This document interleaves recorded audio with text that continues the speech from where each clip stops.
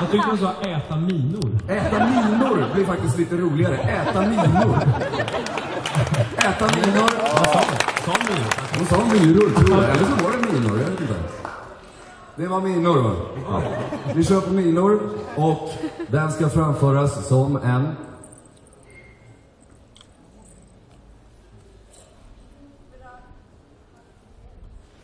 italiensk opera.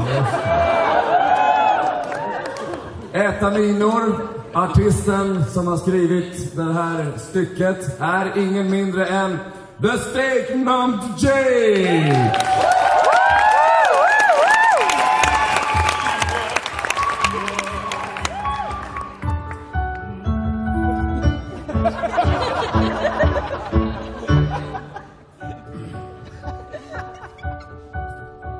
Det hände sig att jag gick ut och skulle gå på stranden, men jag träffade